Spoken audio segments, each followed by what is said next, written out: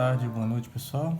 Sejam bem-vindos a mais uma aula dos ingredientes básicos para o cálculo 1. O título da aula de hoje é Contatos Imediatos de Primeiro Grau, uma alusão aí a um filme clássico, acho que da década de 70, que fez muito sucesso. E como hoje nós vamos falar de coisas do primeiro grau e que essas coisas também não são do planeta Terra, eu achei interessante colocar esse título, tá? Mas esqueçam essa piada ridícula e vamos ao que interessa hoje. Nosso objetivo hoje é estudar funções de primeiro grau e escrever e aprender a descrever o gráfico dessas funções, tá? Só que antes de falar das funções, a gente quer conseguir obter uma equação para uma reta no plano cartesiano, certo? Lembra que nós já vimos que o plano a gente pode descrever por meio de dois eixos perpendiculares entre si, e cada ponto desse plano eu posso indicar ele por meio de duas coordenadas, certo? Nós já vimos isso na aula que nós revisamos o estudo do plano cartesiano.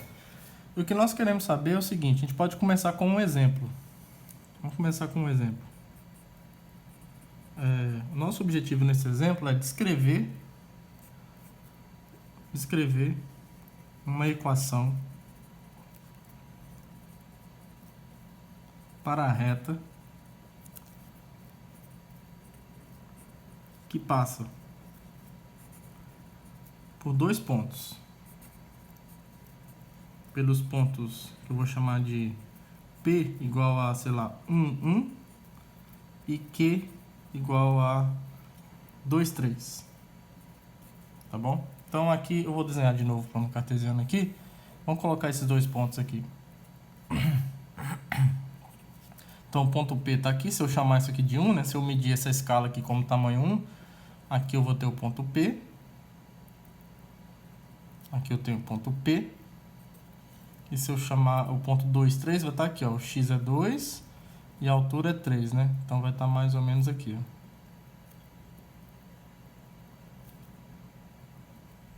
ó. O meu objetivo é obter a equação da reta que passa por esses dois pontos, que no desenho vai ser mais ou menos isso daqui, tá? A gente quer obter uma equação em termos de x e y que diz assim, olha, os pontos do plano cartesiano que estão nessa reta são os pontos x e y que satisfazem essa equação. A pergunta é, qual equação? Beleza. A única coisa que a gente sabe é que o ponto P e o ponto Q está aqui nessa reta, tá? O meu objetivo é pegar um ponto qualquer, deixa eu chamar essa reta aqui de R, ó. Pega um ponto qualquer na reta R. Estou chamando essa reta de Rzinho aqui. Então, o meu objetivo é pegar um ponto arbitrário dessa reta e descrever uma equação que x e y devem satisfazer. Tá bom? Em que sentido? Vamos ver. O que x e y precisam satisfazer para estar nessa reta, tá? Então, eu vou pegar esse ponto x e y como se ele estivesse aqui, ó. Aqui é a primeira coordenada, x, que eu estou chamando de x. E aqui, deixa eu aumentar aqui o eixo.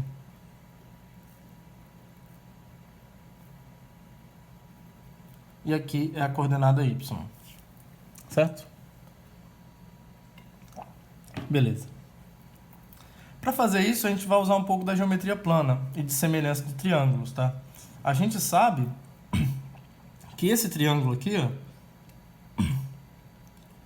é semelhante a esse daqui, ó. Esse triângulo PQ e esse ponto aqui é semelhante a esse triângulo aqui, ó. Esse e esse. Tá? Por que eles são semelhantes? Porque eles têm lados proporcionais, tá? Aqui a gente usa um corolário do teorema de Tales. A gente tem duas retas paralelas aqui, certo? E uma transversal entre elas. Então, por exemplo, esse ângulo aqui é igual a esse, o ângulo reto aqui é igual a esse ângulo reto aqui, e por sua vez esse ângulo aqui tem que ser igual a esse daqui, tá? Então os ângulos internos desses dois triângulos são iguais, tá? Então se a gente chamar, não vou dar nome para esses pontos não. Então, como esses triângulos são equivalentes, são semelhantes, melhor dizendo, como os triângulos acima são semelhantes, Então, pelo teorema de Tales, ou um corolário do teorema de Tales, temos o seguinte, ó. Já que esses dois ângulos são iguais, por exemplo, se eu fizer a razão desse lado aqui, que no futuro você pode chamar, por exemplo, como cateto oposto sobre cateto adjacente, certo? Então, esse cateto oposto sobre esse cateto adjacente, desse ângulo aqui, ó, é igual ao cateto oposto sobre o cateto adjacente em relação a esse ângulo aqui, certo? Porque esses dois triângulos são semelhantes. Então, ó, esse cateto aqui, ó, que começa nesse ponto, termina nesse, qual a medida dele? 3 menos 1, certo? Porque aqui eu tenho 3 e aqui eu tenho 1, esse tamanho aqui é 3 menos 1. Então, 3 menos 1 dividido por esse tamanho, que é 2 menos 1, tem que ser igual a esse tamanho aqui, que é y menos 3, certo? Y menos 3 sobre esse tamanho aqui, que é x menos 2. Esse tamanhozinho aqui, ó. Aqui é x, aqui é 2. Esse tamanho, se até aqui é 2 e se até aqui é x, esse tamanhozinho aqui é exatamente x menos 2. Tá bom? Então, qualquer ponto da reta R tem que satisfazer essa igualdade por causa do teorema de Tales. Tá? E aí, vamos tentar, por exemplo, isolar o y em função de x para ver se a gente chega numa equação que diz o seguinte, olha, para um ponto xy pertencer ao R, o y tem que estar associado a x segundo essa equação. Tá? Essa igualdade vai nos dizer como que isso vai se dar. Então, essa igualdade aqui implica, agora a gente consegue simplificar ela, do lado de cá 3 menos 1 é 2, do lado de cá é 1, 2 menos 1, aqui eu continuo com y menos 3, e aqui eu continuo com x menos 2. Se a ideia é isolar o y, vamos multiplicar cruzado aqui, que aí a gente já some com as frações, a gente vai ter então 1 vezes y menos 3, que é y menos 3, igual a 2 vezes x menos 2. Por sua vez, isso vai implicar que o y menos 3 é igual a 2x menos 4, certo? 2x menos 4, beleza? E, portanto, o y tem que ser igual a 2x menos 1, porque menos 4 mais 3 dá menos 1. Então, a gente encontrou a equação que rege os pontos dessa reta e a gente viu que essa equação envolve x e y com potência 1, tá? Então, para um ponto pertencer a essa reta, é necessário que a segunda coordenada seja 2 vezes a primeira menos 1. Tá? E é o que acontece com o ponto P. Ó. Observe que o ponto 1 satisfaz essa equação. Porque quando eu coloco o y igual a 1 e o x igual a 1, essa igualdade aqui é verdadeira. Tá? 1 é igual a 2 vezes 1 menos 1. Tá bom? Então, vamos fazer esse comentário. Então, a gente achou a equação. Vou colocar as folhas do lado aqui. Então, logo, R é dado pela equação y igual a 2x menos 1. Ó. Observe que o ponto 1 satisfaz essa equação. A equação acima. Pois, quando a gente coloca no lugar do x o 1 e no lugar do y o 1, essa igualdade aqui se você analisar essa igualdade aqui é verdadeira, tá? 1 é 2 vezes 1 menos 1. O outro ponto que nós tínhamos era qual? Era 3, 2, né? Vamos colocar aqui, ó. 1 e 3, 2. Aí eu vou colocar um satisfazem aqui. Satisfazem a equação acima, pois isso acontece. E para o ponto... Desculpa, é 2, 3. Para o ponto 2, 3 satisfazer essa equação, a gente precisa verificar se quando eu coloco y igual a 3 e x igual a 2 naquela equação, isso aqui é satisfeito. E né? 3 é 2 vezes 2 menos 1, que é 4 menos 1. Então, isso aqui também é verdadeiro. Tá? Aí, sei lá, você pode se perguntar, será que o ponto 8, 10 pertence à reta R? Para você verificar isso, verifica se esses dois números se encaixam naquela equação. Tá? Vamos ver se se encaixam. No lugar do y, eu tenho que colocar o 10. E no lugar do x, eu tenho que colocar o 8. Aí eu pergunto para vocês, essa igualdade aqui é verdadeira? Não é, porque aqui eu tenho o número 10 e aqui eu tenho 2 vezes 8, é 16 menos 1, 15, tá? E 15 é diferente de 10. Tá bom? Então isso aqui é um absurdo, tá? Se você supor que o ponto 8, 10 pertence à reta R, você chega num absurdo que o 15 é igual a 10, tá? Isso aqui é uma contradição. Então, a resposta nesse caso é não. É não. O ponto 8, 10 não está na reta que passa pelos pontos 1, 1 e 2, 3. Beleza? Então, a gente viu que para obter a equação da reta que passa por dois pontos conhecidos, bastou, na verdade, eu conhecer essa razão aqui, ó. Porque o que a gente fez foi conhecer essa razão entre a diferença entre as segundas coordenadas dos pontos sobre a diferença entre as primeiras coordenadas dos pontos, tá? Por isso que isso aqui é chamado de coeficiente angular dessa reta, porque tem a ver com esse ângulo aqui, tá? Na verdade, o que a gente está fazendo aqui, eu não vou dar esse nome ainda, porque a gente vai ver no futuro, mas essa razão que a gente está fazendo, na verdade, é a tangente desse ângulo aqui, tá bom? Então, como é que você faz para obter a equação de qualquer reta, se você conhece dois pontos? Primeira coisa é o seguinte, então, como obter a equação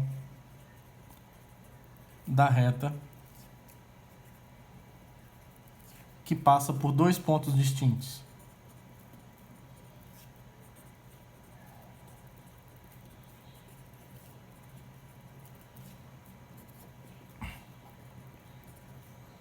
Que passa por dois pontos distintos.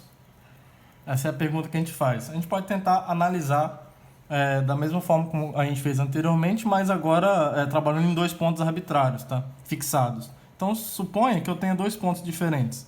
Então, seja P1, que eu vou chamar de x1, y1, e P2, que eu vou chamar de x2, y2, pertencentes à reta R, tá? Pontos distintos, isso é importante.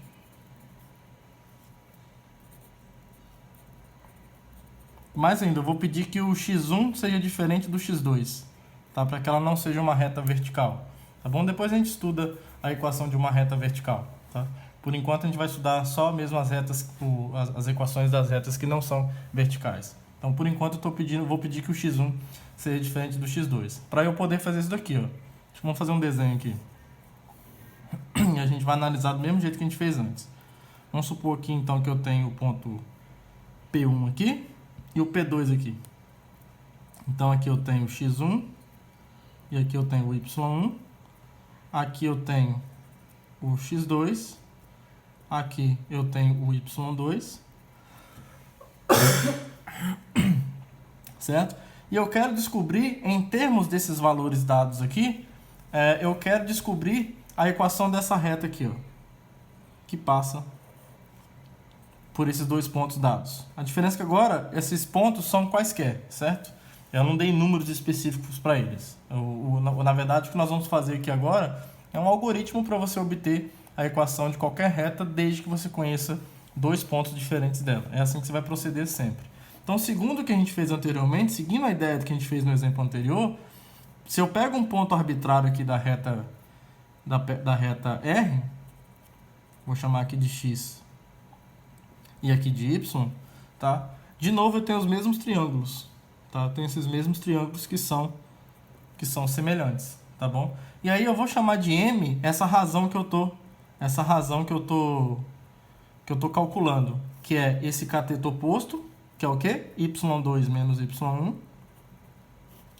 sobre x2 menos x1. Então, isso é um número... Se você conhece os pontos P1 e P2, esse número aqui você vai conhecer completamente, como no exemplo anterior. No exemplo anterior, a gente conhecia esses números, ó, eles eram dados, e aqui era 3 menos 1 sobre 2 menos 1, que era 2. Então, esse M aqui, ele é completamente conhecido se você conhecer explicitamente quem são esses dois pontos.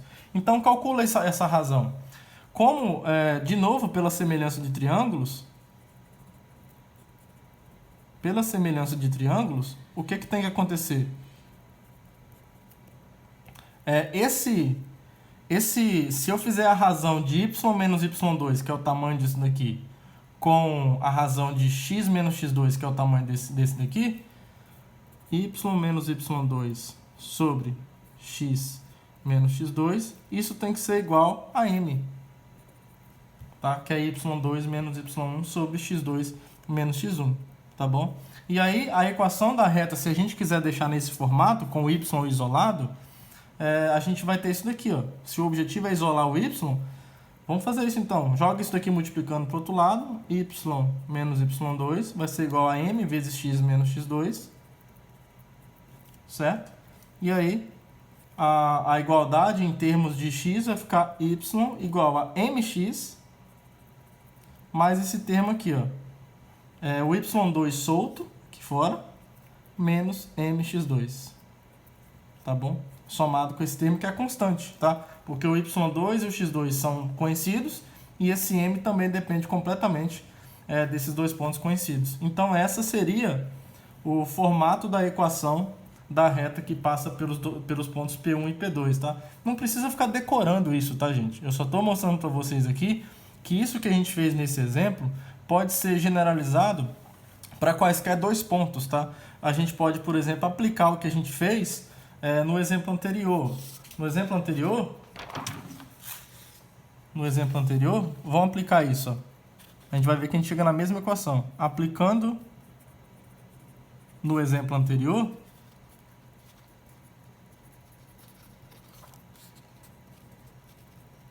opa, tá essa folha na frente, né? Aplicando no exemplo anterior, o que acontece, ó? No exemplo anterior, a gente tinha o m, nós calculamos, era 2, porque era 3 menos 1 sobre 2 menos 1, que é 2. Então, o m era 2. E o segundo ponto, você pode escolher qual você quiser, tá? Não precisa escolher... não precisa ser o segundo ponto, né? Você pode escolher tanto o primeiro ponto quanto o segundo para fazer essa análise, tá bom? Você não precisa se prender a qual ponto você escolhe para jogar nessa igualdade aqui, não. Tá bom? Então, é claro, se você escolher o x1, coloca o y1. Mas como aqui está o x2, a gente coloca o y associado a ele. Então, o ponto lá, se a gente escolhe o ponto 2, 3, que estava na reta anterior, então esse aqui é o x2 e esse aqui é o y2, a gente obtém, então, essa igualdade aqui, ó. Se a gente coloca essas informações nessa igualdade aqui que a gente obteve, o y, em geral, é isso daqui, ó, mx mais y2 menos mx2. Tá? Aí, colocando as informações, ó, nesse caso específico, o m é 2, mais o y2 é 3, menos o m, que é 2, multiplicado pelo x2, que é 2. Aí, aqui vai ficar, então, 2x, 3 menos 4, menos 1, que é exatamente a equação da reta que a gente encontrou no exemplo anterior. Certo? Tá aqui, ó. Y igual a 2x menos 1, y igual a 2x menos 1, tá? Então, isso que a gente fez, o que nós fizemos no primeiro exemplo, nos ajudou a pensar uma maneira geral de tratar esse problema, de como obter a equação da reta que passa por dois pontos distintos, tá? Então, é isso que a gente faz. E a gente também, você pode obter a equação de uma reta em que você conheça o coeficiente angular, que é esse número m, e um ponto da reta, tá? Você pode determinar uma reta a partir de dois pontos distintos, certo? Dois pontos distintos determinam uma única reta.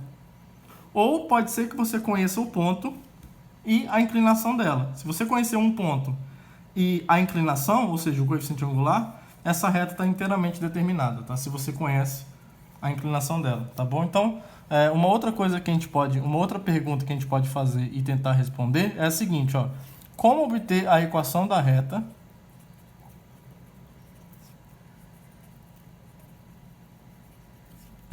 com um ponto conhecido, ou seja, com um ponto dado, ou seja, a reta que passa por um ponto, com um ponto dado e o coeficiente angular conhecido.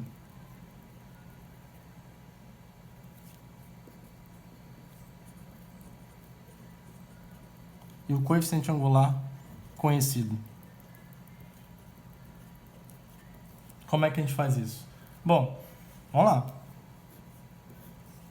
Deixa eu completar aqui, né? Já que eu comecei, vamos terminar. Então, como fazer isso? Então, suponha, seja R a reta que passa pelo ponto. Vamos dizer que esse ponto conhecido, vamos chamar de P0. P0 igual a x0, y0. Tá? E suponha que o coeficiente angular, ou seja, aquela razão que mede o ângulo da reta R com o eixo X, esse coeficiente angular seja conhecido, vamos chamar ele de M. Tá? Então vamos fazer um desenho aqui para ver se a gente consegue ilustrar o que está acontecendo. Então o que eu sei aqui é o seguinte: eu sei que essa reta passa por um ponto, que eu estou chamando de x0, y0, certo? E eu sei que e eu conheço essa inclinação. Tá? Eu conheço a razão que esse ângulo faz, ou seja, tecnicamente eu conheço a tangente do ângulo entre essa reta e o eixo x. Tá? O meu objetivo é expressar um ponto qualquer, que eu vou chamar aqui de P, um ponto arbitrário dessa reta, em termos dos dados que eu tenho, que é x0, y0 e m. Então é essa equação que eu quero obter. Uma equação para essa reta que dependa só do x0, do y0 e do número m. Tá? Então olha só, se eu pego um ponto arbitrário qualquer, eu sei que a razão desse cateto oposto sobre esse cateto adjacente em relação a esse ângulo é o número m. Isso é a tangente desse ângulo, é o coeficiente angular que nós definimos anteriormente. Tá? Então, m é essa tangente. Mas, por outro lado, esse cateto oposto mede y menos y0. E esse cateto adjacente mede x menos x0. Tá? Então, se o meu objetivo é isolar o y em termos de x, x0, y0 e m, a equação que a gente chega é essa daqui, ó. Y menos y0, não precisa desse parênteses, né? Deixa eu tirar isso aqui. Y menos y0 é igual a m vezes x menos x0, tá? E isso daqui, então, é a equação dessa reta. Observe que ela vai estar completamente determinada se a gente conhece o ponto x0 e y0 e o número real é m, tá? E aí, essa equação aqui é chamada classicamente de equação fundamental da reta, que é a equação quando você conhece um ponto e a inclinação. Tá? Vamos fazer um exemplo. Vamos fazer um exemplo aqui, ó. Então, o exemplo é o seguinte: encontre a equação da reta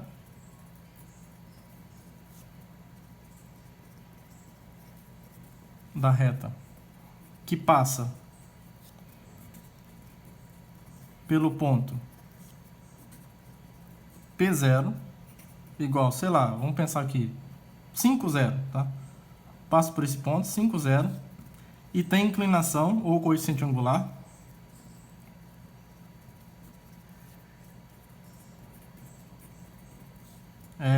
m igual a 3, vamos supor. O que acontece? Nesse caso, a equação fica... Vamos fazer um desenho dessa reta, então.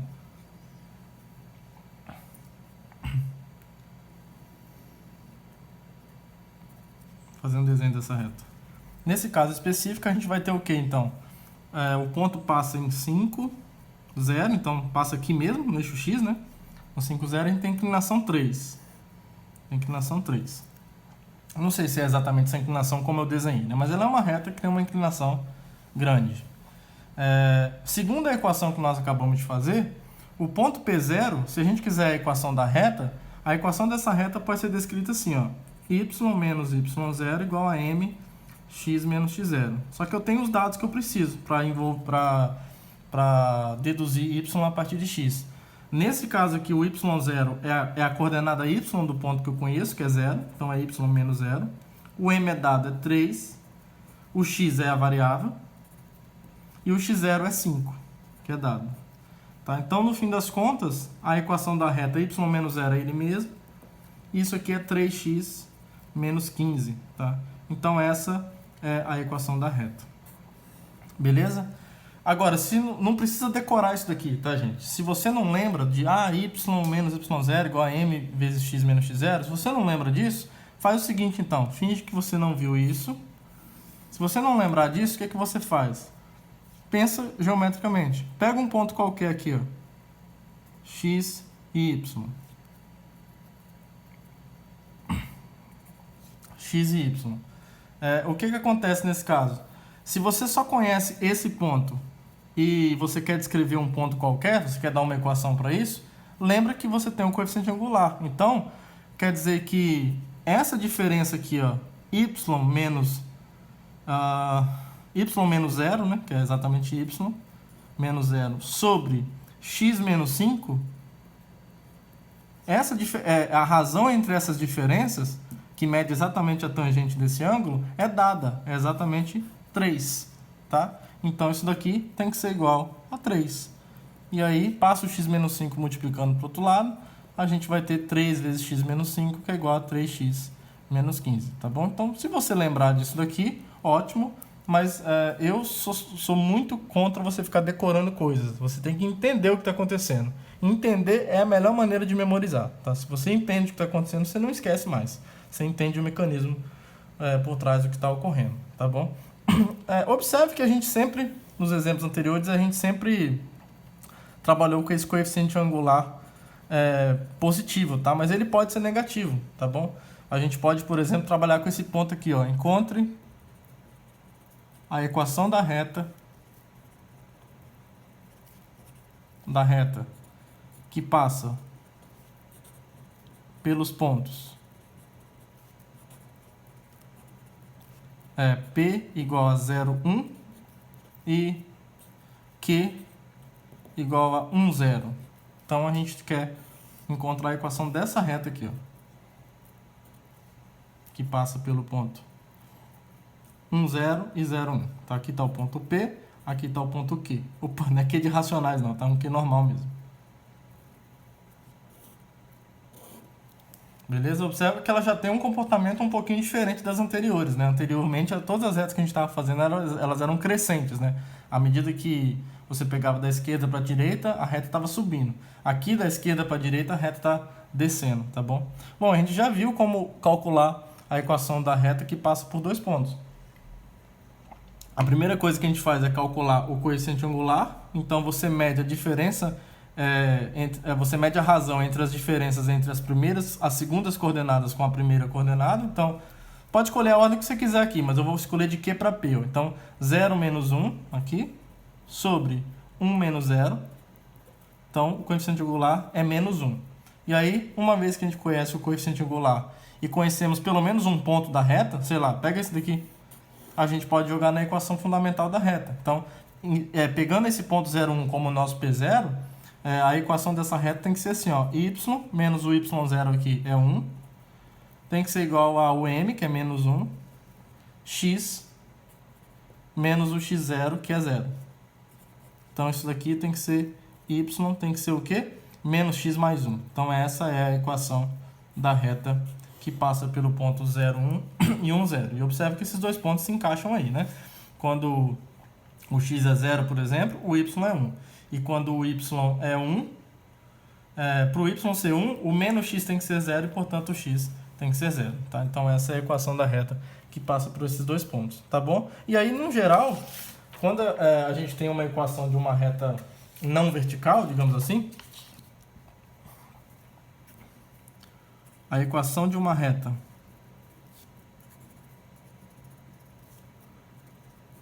não vertical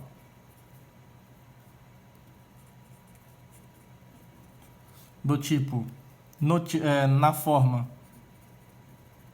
y igual a mx mais n, com m e n reais, números reais, a gente chama isso de equação simplificada da reta, tá? Isso aqui é chamada equação simplificada da reta.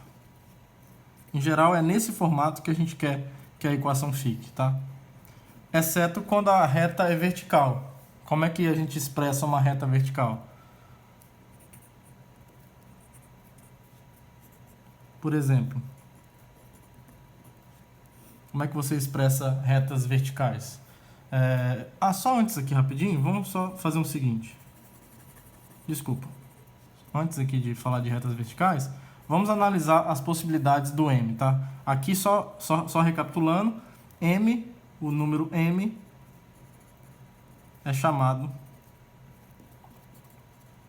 é chamado de coeficiente angular da reta. Tá bom? Então, isso aqui é o coeficiente angular da reta. Beleza?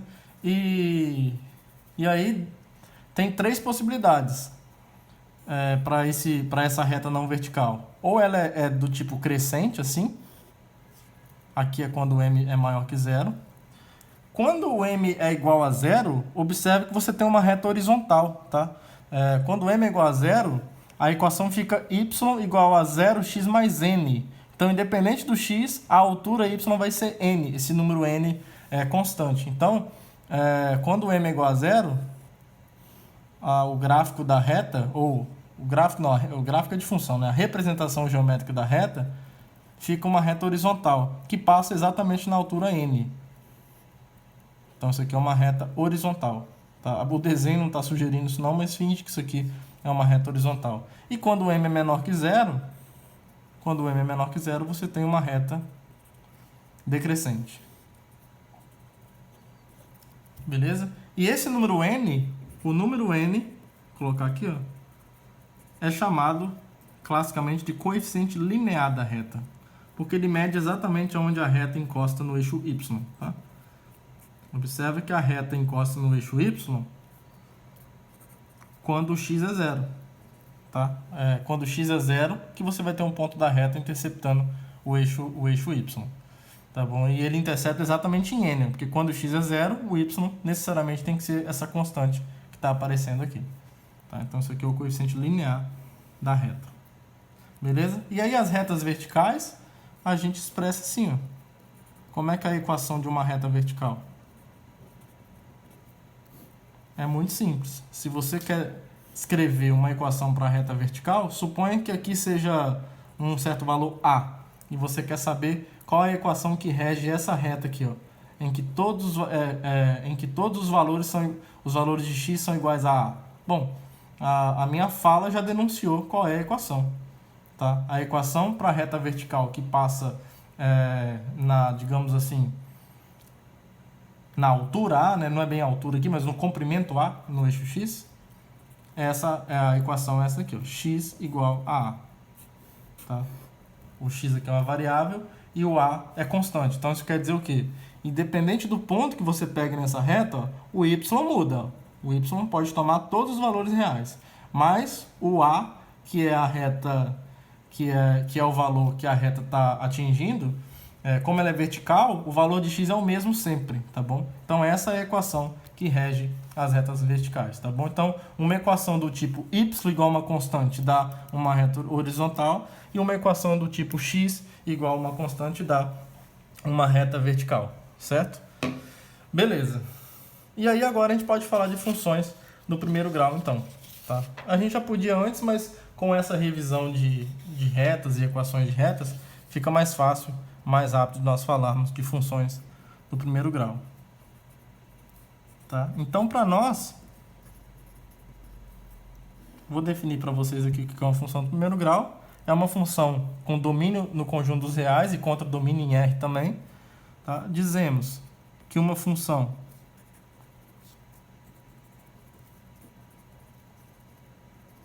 f com domínio em R e contra domínio em R é do primeiro grau, vamos dizer assim, é do primeiro grau, se existem A e B números reais,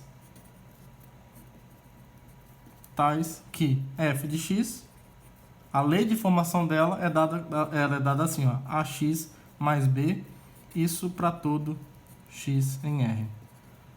Tá? Então, na aula passada, quando a gente falou de funções, acho que foi na aula passada, o primeiro exemplo que eu dei para vocês, até eu dei um exemplo de um açougue bem estranho, que você chegava lá e só de entrar nele você já pagava R$3, era essa função aqui, ó, que o tanto que você ia pagar no quilo da carne ia ser uma função de x, que era a quantidade de quilo que você ia pegar, você ia pagar R$3, independente de comprar alguma coisa ou não, e depois você ia pagar R$50 por quilo. Tá? Então, aquela função é uma função do primeiro grau. Observa que ela tem essa estética. Tá? Ela é um número real vezes x mais 3, tá? Aqui tanto faz a ordem, tá bom? Não precisa se preocupar com a ordem, tá? Então, a lei de formação dela envolve você multiplicar a variável por um número e somar a uma constante, tá? Você multiplica a variável por uma constante e depois soma esse resultado a uma outra constante, tá bom? Então, isso daqui é uma função do primeiro grau, tá bom? E para funções do primeiro grau, é fácil, por exemplo, você encontrar as raízes, tá? Aqui a gente vai pedir que o a seja diferente de zero, tá, gente? Para ser considerado do primeiro grau. Porque se o a for zero, você tem uma função constante, tá? Então, quando o a é igual a zero, você não tem uma coisa de grau 1. Porque a ideia do grau aqui, primeiro grau, é porque a variável aparece com potência 1, tá bom?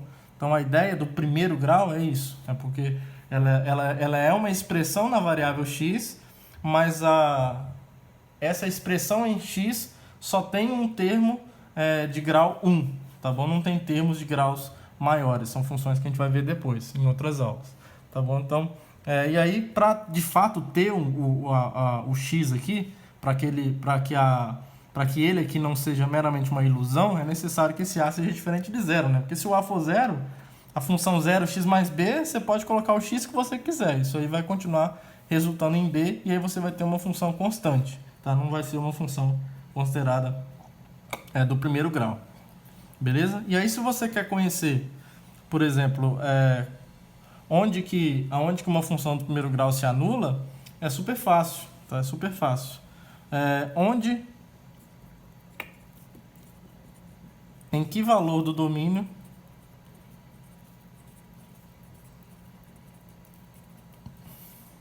que o domínio dela é todos reais, né? Em que valor do domínio de f f de x é igual a zero? Se você quiser responder essa pergunta, por exemplo, vamos supor que seja nesse exemplo anterior aqui, ó. Em que valor do domínio essa função se anula? Olha, se você quiser responder essa pergunta, você tem que resolver essa equação, f de x igual a zero. Agora, isso aqui está dizendo que 3 mais 50x é zero, tá? Então, isso está te dizendo que 50x é igual a menos 3 e, portanto, a função f se anula em menos 3 sobre 50, tá? Nesse contexto, bom, matematicamente, essa função f de fato se anula nesse ponto.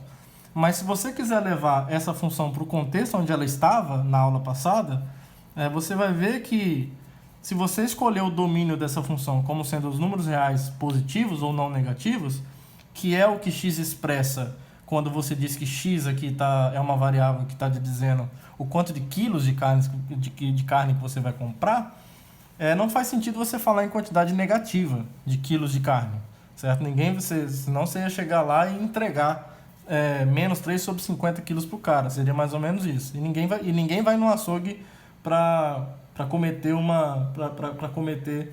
uma solidariedade, uma caridade, né? Você vai lá para comprar, não é para dar a carne para o açougueiro. Então, nesse contexto, se você analisar essa função no contexto onde ela estava, você iria dizer que não tem valor de x no domínio que anula essa função, porque no contexto do açougue, o domínio dessa função eram os números reais não negativos. Mas se você quiser olhar só para a função enquanto objeto matemático, o domínio dela é todo o conjunto dos reais, tá? E aí nesse domínio você tem uma raiz, não tem nenhum problema, tá bom? Então isso aí vai depender se a sua função está modelando um problema ou não, e aí você vai alterar o domínio de acordo com a compatibilidade com o contexto, ou se você está analisando apenas o objeto matemático função.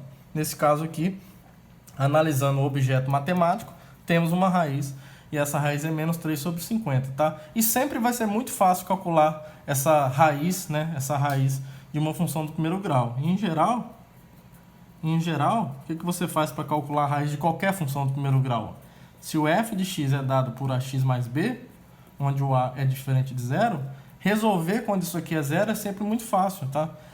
Isso aqui é zero, é equivalente a dizer que o ax mais b é zero, o que é equivalente a dizer que o ax é igual a menos b, e o que é equivalente, se o lance encontra ax, x, como a é diferente de zero, você pode passar dividindo, o x vai ser menos b sobre a, tá bom? Então, para qualquer função do primeiro grau, a raiz dela, se ela tiver nesse formato, é menos b sobre a. É menos o coeficiente linear sobre o coeficiente angular dessa função, tá bom? Então, super simples, beleza? E a gente pode falar do gráfico da função de f. Opa, o gráfico da função do primeiro grau, desculpa, embolei aqui.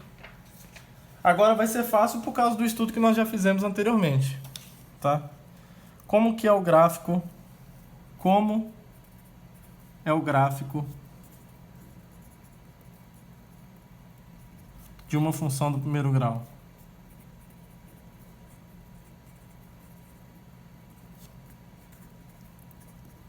Eu afirmo para vocês que é uma reta, tá? E a gente não vai ter trabalho nenhum para provar isso agora, dado que nós fizemos anteriormente. Como é o gráfico de uma função do primeiro grau? Vamos ver, então. Pega uma função qualquer, f de r em r, e a única coisa que você vai exigir é que ela seja do primeiro grau.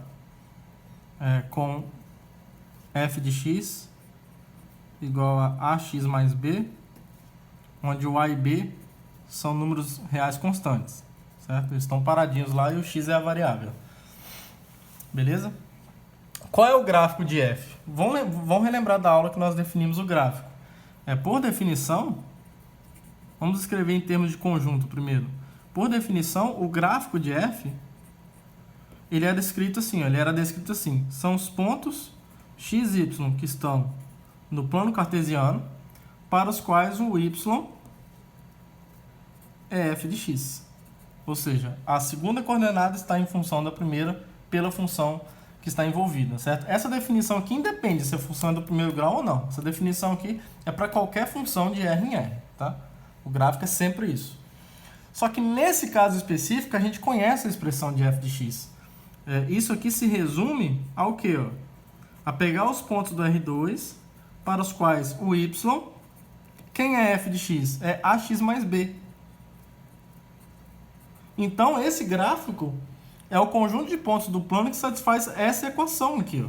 Só que essa equação aqui nós já vimos anteriormente que é uma equação de uma reta. Tá? É uma equação de uma reta que tem coeficiente angular a e coeficiente linear b. Tá bom? Então, por exemplo, se o a for maior que zero, o gráfico de f é uma reta crescente. Certo? É uma reta crescente, é uma reta crescente se o a for maior que zero. Se o a for igual a zero, a gente tem uma reta horizontal. Nesse caso, você vai ter... a gente não está permitindo isso, né? Porque a gente está pegando uma função do primeiro grau. Mas como aqui eu não falei que o a é diferente de zero, o a pode ser zero a princípio, porque eu não falei que f é uma função do primeiro grau.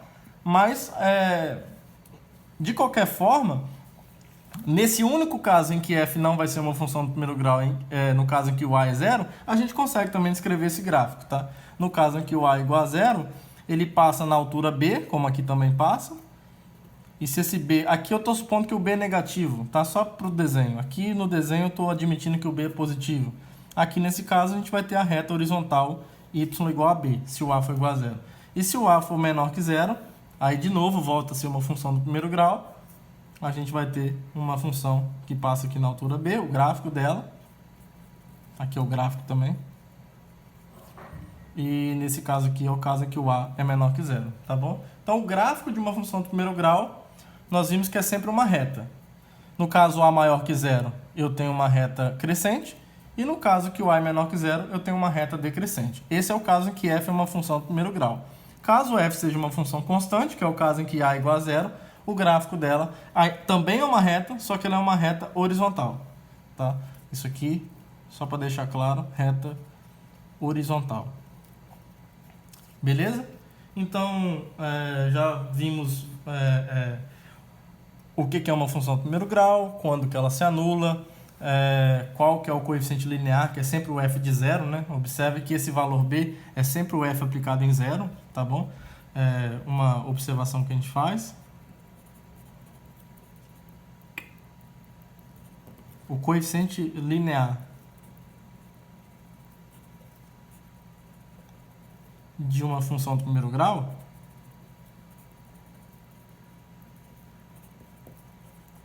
sempre coincide com a função f aplicado em zero, tá? Porque f de zero é sempre o b, certo? É sempre esse número constante que está aparecendo aqui. Ó. Só você jogar na equação ali. Ó. F de zero é igual a a vezes zero mais b.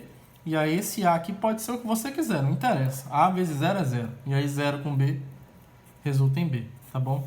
Então, o coeficiente linear de uma função do primeiro grau sempre é o valor de f aplicado no número zero. Beleza, pessoal? Então, isso fecha a aula de funções do primeiro grau. E na próxima aula a gente vai falar, então, de funções do segundo grau, tá bom? Para continuar a nossa revisão. Então, um grande abraço para todo mundo e tchau.